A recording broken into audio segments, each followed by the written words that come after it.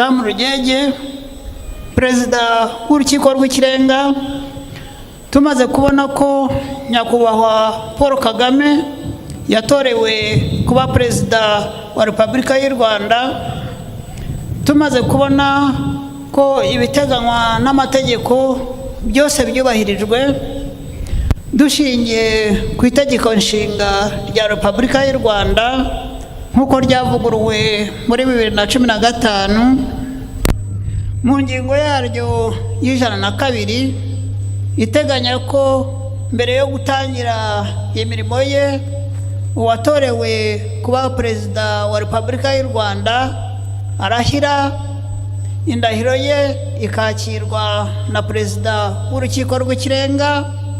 Tunejejwe no gutumira nyakubahwa Paul Kagame kutugezaho indahiro ye. Ni kuwa gatanu tariki 18 z'ukwezi kwa munani, no munsi abanyarwanda bari bategereje ari benshi wo kurahira kwa Perezida wa Repubulika Paul Kagame wongewe gutorerwa manda ya gatatu yo kuyobora u Rwanda, imbere y'abanyacyubahiro bakomeye barimo abakuru b'ibihugu ndetse n'abandi banyacyubahiro bakomeye baturutse muri Afrika ndetse no ku isi yose, ndetse n'imbere y'abanyarwanda bose. Nyakubahwa Perezida wa Repubulika Paul Kagame akaba agiye kongera kurahirira kuyobora u Rwanda muri manda izarangira muri 2024.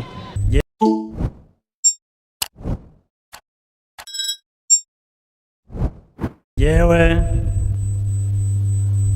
Kagame Paul ndahiriye u Rwanda ku mugaragaro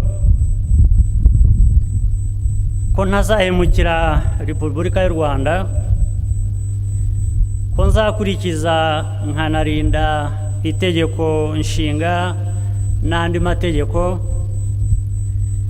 ko nzakorana umurava imirimo nshinzwe, ko nzaharanira amahoro n'ubusugire bw'igihugu, ko nzashimangira ubumwe bw'Abanyarwanda, ko ntazigera nkoresha ububasha mpawe mu nyungu zanjye bwite,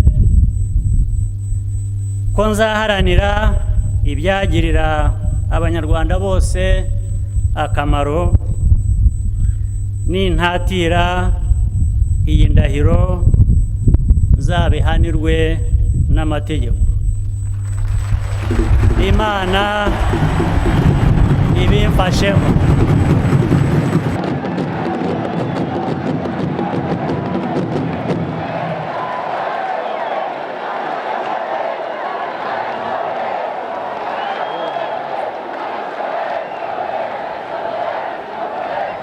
Chief Justice will now present to His Excellency the President with the symbols of states, the Constitution, the national flag, the coat of arms, and the national anthem. Amushyikirije itegeko nshinga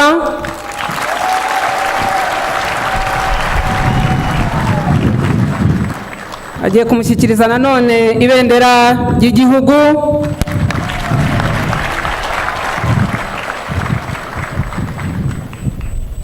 akaba anamushyikirije ikirangantego cya Repubulika.